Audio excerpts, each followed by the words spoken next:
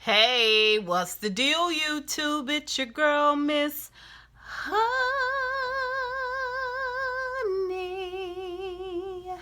Welcome back to the channel, you guys. It is your girl, Miss Honey, here to do a quick video. A review for Married to Medicine, Season 7, episode I Don't Know.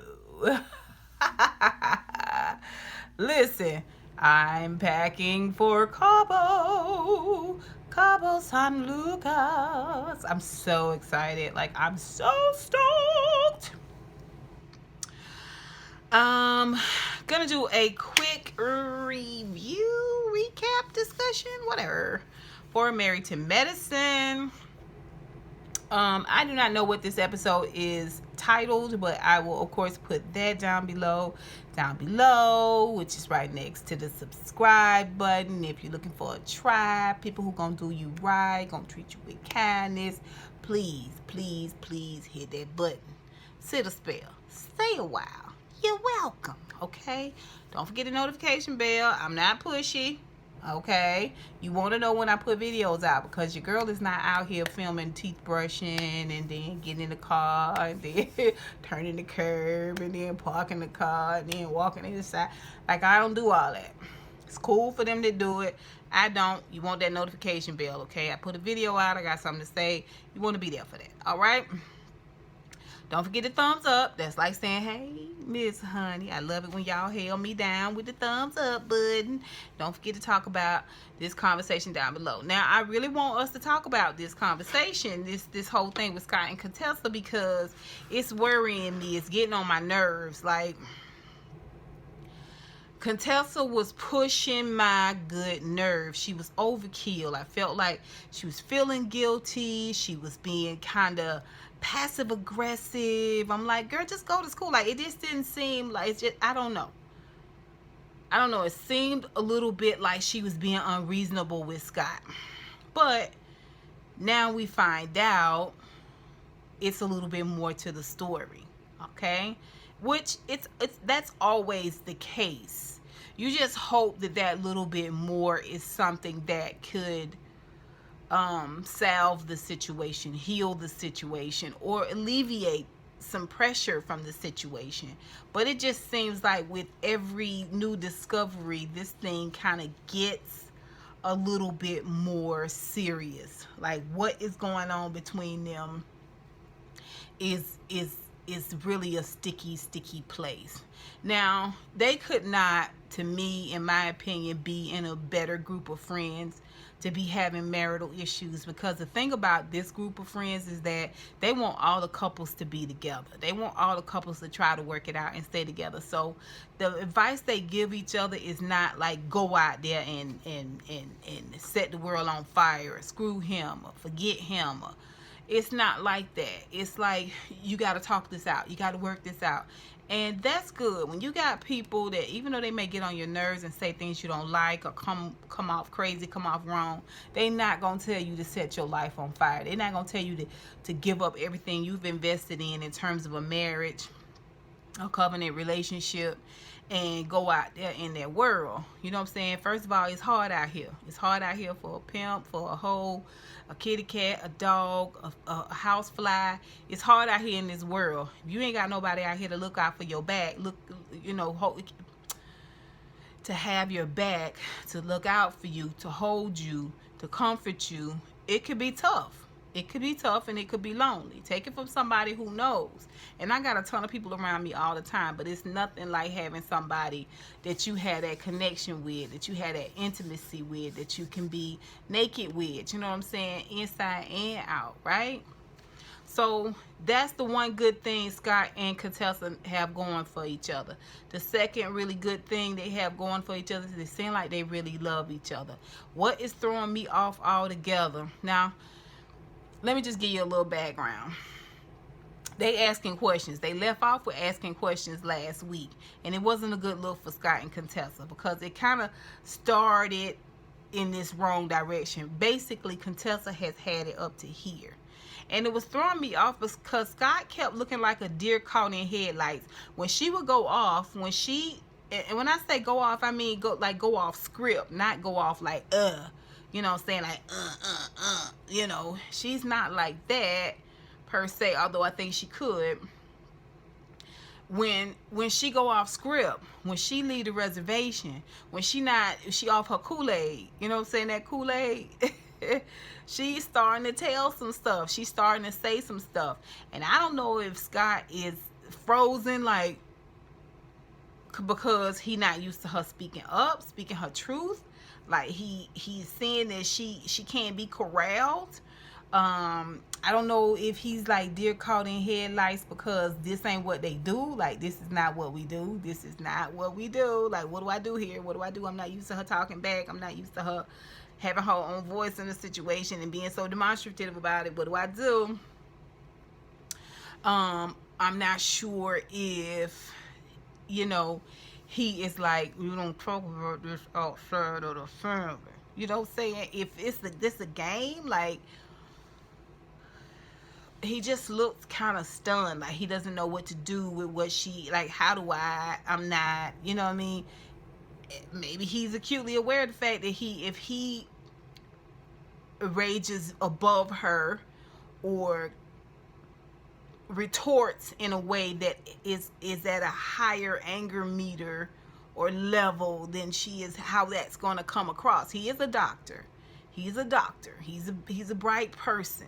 He's a male. He's a black male, and he's had to maneuver in a predominantly Caucasian world for a very long time. So he knows what it is to hold it in the road, to hold it together, no matter how mad you are, to kind of hold it together.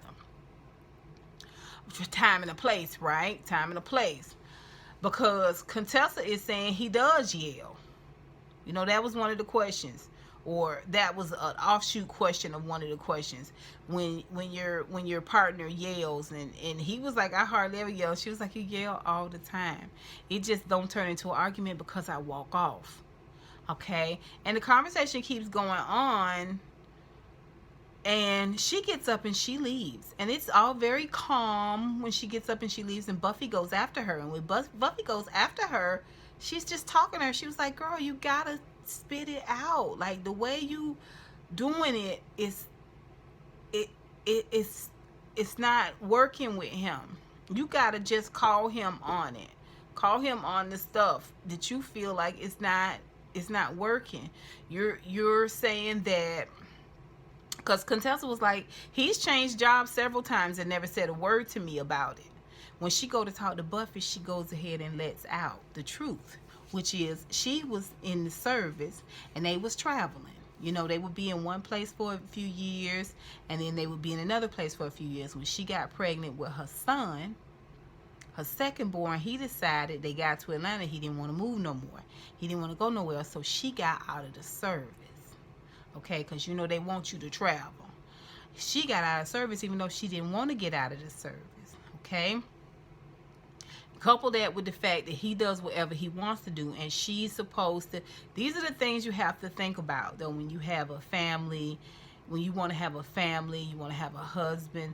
The mom is generally the anchor point. Okay? The dad generally goes out, you know, gathers the food and brings it back, and the mom this is tradition, cooks the food and feeds all the little baby birds, you know what I mean, and make sure that the cave is clean and no debris is piling up in the cave, you know what I'm saying, and it's suitable for when other, you know, cave people want to come over. Like, this is what I'm saying about traditional, right? Like, it's traditional. And she doesn't really fit into that mold. At the same time, he grew up like that. So he is like, what are we doing here? What are we doing? Scott, you gotta be flexible. You gotta know how to stick and move in this situation. And although it's not about her completely compromising to you or you completely compromising to her, it's about you guys meeting in the middle. Meeting in the middle. I agree with him. She could have done a program here in the city of Atlanta. Okay? I agree with him with that. But at the same time, I see her point is that you don't get behind me no matter what. You never brought the kids up there to see me. I would come back and forth in one day sometimes. I would be home every weekend.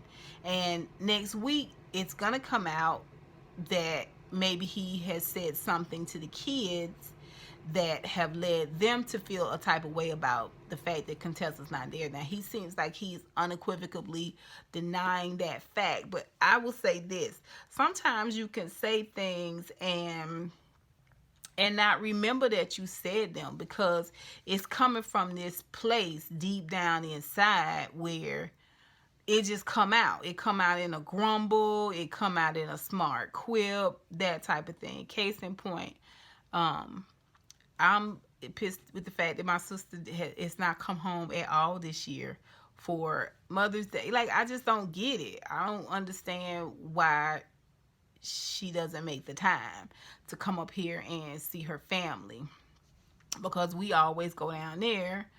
And when we were talking FaceTiming on the whole family at Thanksgiving, I mean, I must have said 2 or 3 times something about her not coming out of the state of Florida. I know I did. I can't remember exactly what I said, but I remember my mama saying, that's not necessary. That's not necessary, Miss Honey. That is not necessary. I personally feel like it was necessary. Now, could have possibly said something that hurt my... Possibly. It didn't seem like it should have, but it probably did, because she's the more sensitive of the two of us. But it would be better for me to just talk to my sister about it. I just don't feel like it's going to be well received. And for whatever reason. But I wouldn't be surprised if Scott not moving around the house and trying to fix meals and all of that. If your mama was here, this wouldn't be, you know what I'm saying? It's probably stuff he said that he don't even realize. He don't even recognize right away. But this relationship is in for real trouble. They are clearly distant. They are, and she seems immeasurably unhappy. She really does. Scott seems confused. He just, not that he's confused, but it just seems like he doesn't have the tools that it takes to comfort his wife in this moment. I don't know where and how he can learn this, but this whole thing is starting to scare me a little bit. What's going on between Scott and Contessa? It's starting to scare me a little bit. At the same time, this is real life. This is real life, and I appreciate seeing it, being a part of it, because Scott and Contessa are 2 of my favorites, and I respect both of them as doctors and as parents and as Black achievers in my own city. So, yeah, I hope they can work this situation out. It's crazy. So, that's Scott and Contessa. Cecil and Simone have been fun and funny this whole trip.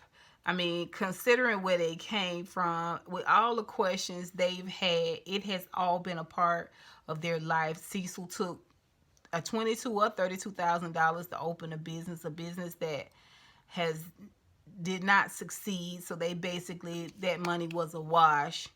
And Simone has been known to be a yeller, to have some anger issues, and to have this sort of, I won't say superiority, but she knows that she's the money maker in the family, really. So to see them come from that to come to this place where they're forgiving and they're open and they're funny and they're able to comfort others, not necessarily take themselves seriously, it's refreshing. We went through quite a few seasons where it was brutal between Cecil and Simone. Jackie and Curtis. Jackie apologized to Buffy. I side-eyed that apology because it just seemed like something she needed to do. Y'all know that Jackie has her own personal script in life.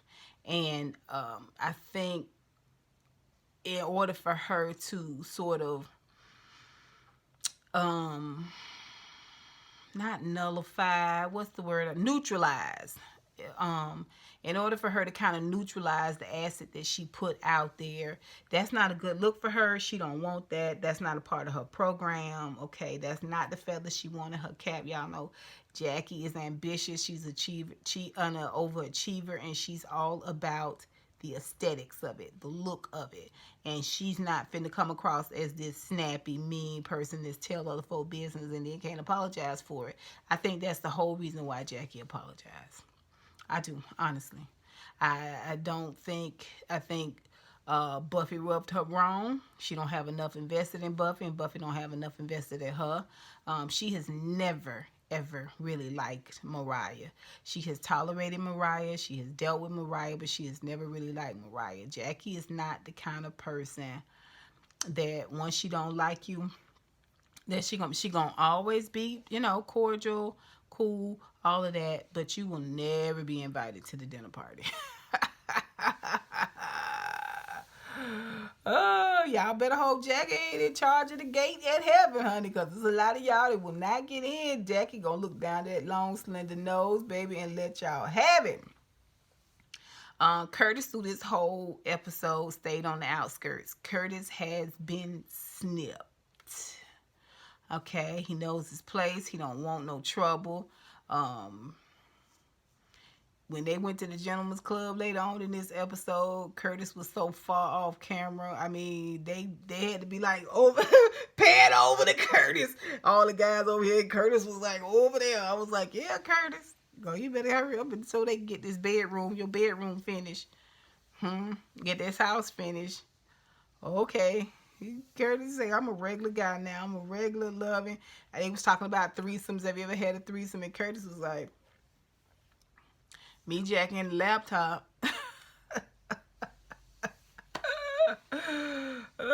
Yeah, no. Let me see. Quad. Quad is really walking the line this episode, this season, really. This is my question about Quad. Why does Quad tolerate Heavenly's BS? What is really happening that Quad put up with Heavenly? Heavenly do some stuff that had it been Simone, I don't know if Quad would be having as much fun if Simone had blurted out that she slept with Carmen. I say I because y'all know I had a period of time where I was really, really, really checking for Carmen. Ugh. Yeah. Back in his Sabrina days when he was in the movies, 2 action movies. Smoking Aces. What was the name of that movie? Ooh.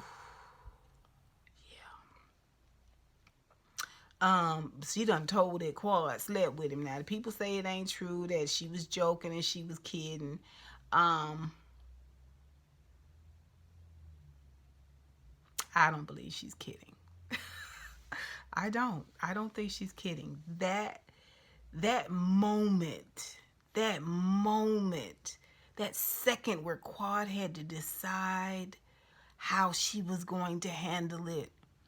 It was, to me, it just seemed like in that split second, it was easier to play Heavenly out like crazy, like a kidder, than it was to go in about it, because this would be somebody else that you got to gather. You know what I mean? Like, people are acutely aware if they are coming off combative, especially if you're used to this reality TV show game. That look on her face was like, I can't believe you did it. The look on her face was like, I just the look on her face. I believe it's true. I do. I believe it's true. I believe she had a good time, whatever it was, whenever it was. I believe she had a good time. She enjoyed herself. It is what it is. And on and on. And she shared it. She shared it because she had a good time. And it was what it was. And she had a girlfriend she could talk to who don't mind talking about the nasty things. Y'all know Heavenly nasty. Heavenly got a nasty mind. She do. And, yeah. And Heavenly spit it out. I was like, is it the dog liquor? Girl, you just don't do it. Don't do that. I'd like to know. I'd like to know. Is it because she just don't want to smoke this year? Is she afraid of Heavenly? Is it Is it because she doesn't want to come across as combative? She done fell out with Mariah. She done fell out with Simone. Her and Simone want to be back together, but it's still kind of weird and tenuous. She real standoffish, like that whole sister circle thing. I want to thank my sister circle. I don't get it. I don't understand what's going on with Heavenly. I mean, I could see people think that she funny and whatnot, but you have gone off for far less. For far less, you have gone off. Okay, and you not going off about this tells me, one, it's true, and two, some other stuff is out there. I believe that's what's going on. You know I like you, Quad. You know I like you. I do. I really like you and Mariah together. Y'all don't want to get back together, that's fine. I just don't know if Heavenly is going to be your girl. I just don't know. I don't know. Let's see if she come, one of Jackie's bones come flying out of her mouth. We'll see. Okay. So, let's see. Mariah's a piece of work. Mariah's trying to really, really lay low. I see that she is kind of sitting on the sidelines. They keep filming her. She's like licking her chops a little bit. Like she feels like there are a couple of mice in the room and she's got a couple of traps set. And she can't wait for that trap to clack, clack, clack, so she can run up.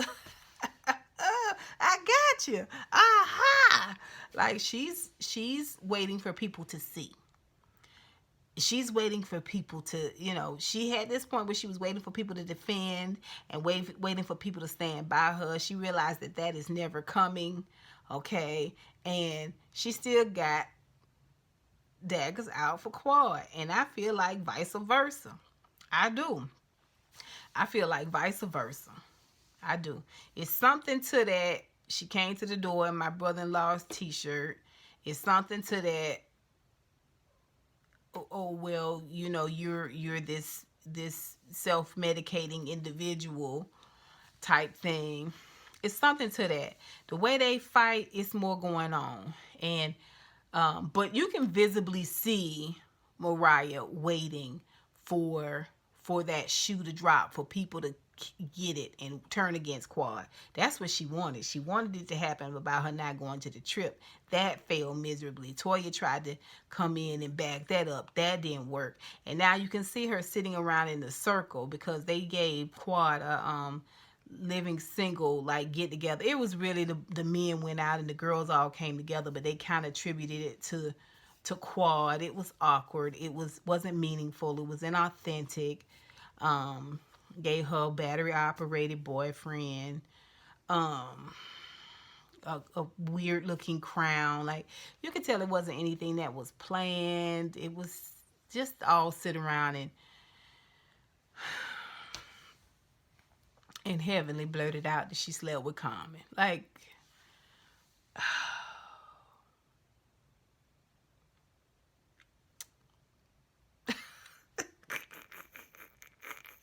Heavenly is house shoes and hair rollers. You know what I'm saying? She's pot liquor and chitlin juice. You know what I'm saying? Like she got money and she's got, some accomplishments and she's educated. But if that girl ain't a pig knuckle, if she ain't old neck bone, if she ain't a pickle pig feet, okay, a pickle pig ear, Kool-Aid and a pickle. You know what I'm saying? That girl is not, she lacks refinement. She lacks refinement. That's all I'm going to say. I like Buffy and Dr. Mustache. I like them. I see little clips of them holding and hugging each other and comforting each other. I can tell by the way they talk with one another and they looking into each other's eyes. The way they showed them getting up that morning, waking up together. Same thing with Eugene and Toya are Ace Boon Coon. They messy alike, they instigate alike, you know what I'm saying? And when you saw them wake up and they was talking, and they're best friends. The best friends. Same thing with Buffy and Dr. Stash. I'm here for it. I'm here for it. But you guys, that's basically Married to Medicine. Y'all tell me what you think. Next week is going to be brutal with Scott and Contessa. I'm not looking forward to it. Plus, you guys know that'll be my last real night in Cabo, so you guys will not get that video.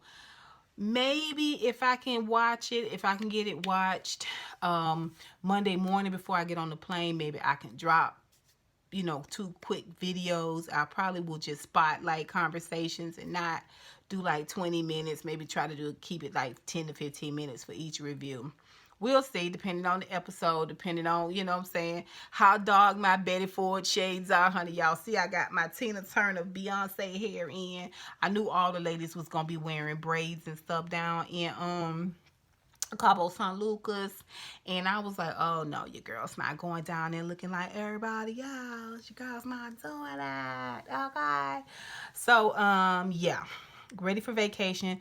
You guys tell me what you think about this episode. Scott and Contessa, what y'all think going on with him? Why do he seem like this coming out of the blue, like it's hitting him upside the head? But at the same time, you are doing things. You are doing things to weaken the strength of this marriage because you trying to rule over her. That's what it seemed like to me. Y'all tell me what you think. Tell me if I'm wrong. Put it down below. And until next time, honeybees, mwah, mwah, mwah,